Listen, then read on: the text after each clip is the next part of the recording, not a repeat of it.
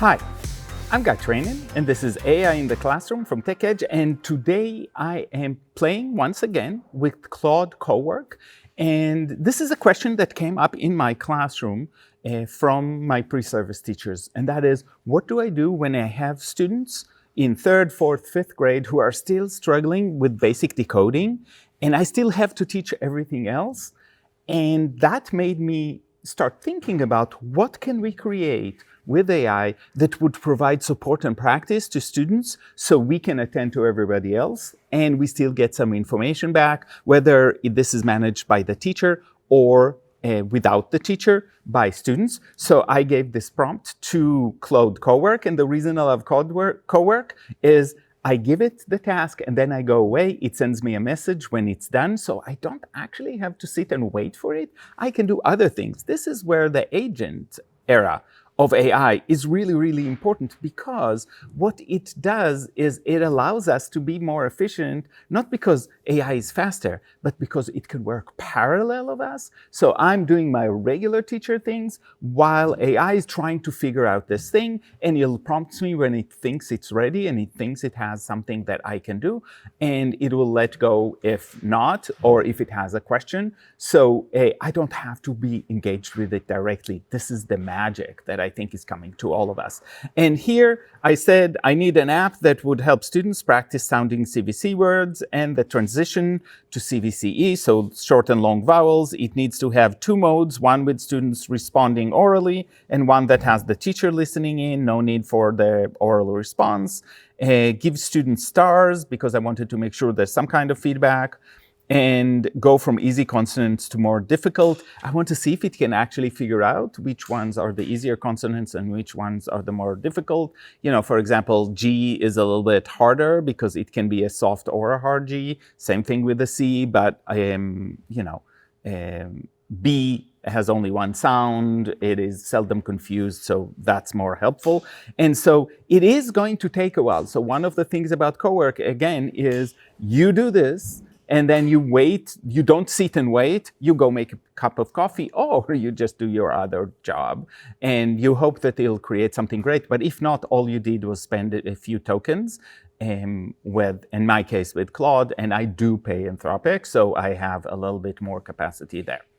So just so you know, this actually took about 15 minutes to produce. What I would love to show you first is the thinking. So you can see that this actually did quite a bit of thinking before it produced the app. So you can open all the steps and see how it's thinking through it, and it outlined what it thought about CVCs and what it knew about them. It talked about the magic E, something I didn't mention in the app description, but it figured that out. It figured out what are easier and harder consonants, so it can do this. And now I have the app on the left side. I have not tried it, so this is interesting. Let's see if it's going to work.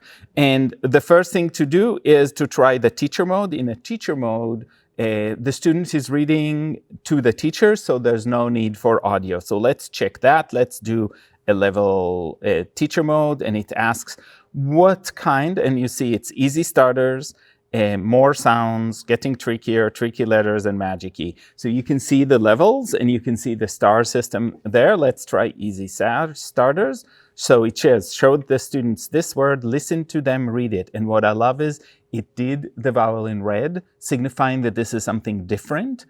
And you can hear the word, or maybe not. Oh, bad. I don't. Yes, just a second. Let's try to hear the word again. Bad.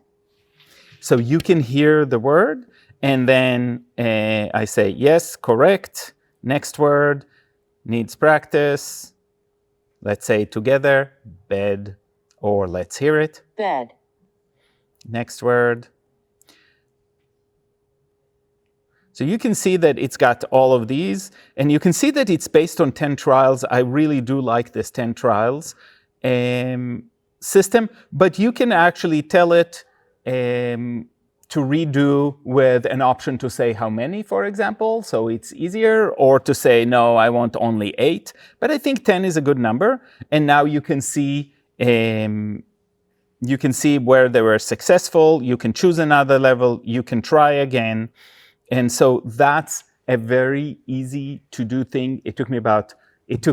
Let me be careful.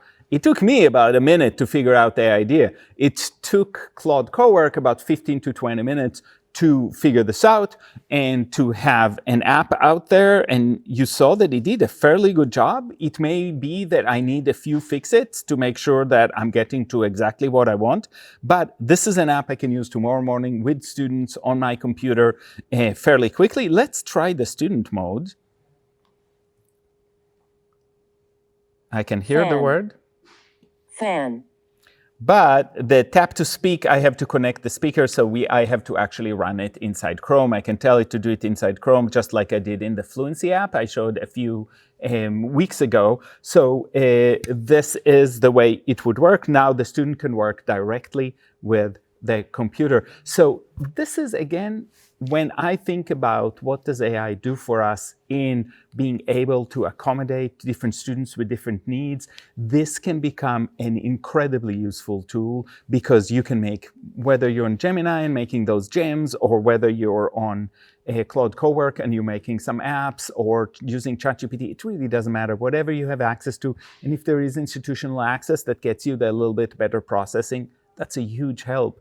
And you can make little apps that can help work on a specific need of a student and help them practice while you're doing something else, or help them practice and offload some of that planning to the device. And again, you can run it in the background while you're doing something else. So you don't have to wait on it. You don't have to examine everything it does. You just kind of look at the final product. And the thinking, you can audit the thinking as it's thinking and see if it went somewhere wrong. And you can actually chat and stop it or change it while it's going. I'll model that the next time. And that's it for this time on AI in the Classroom.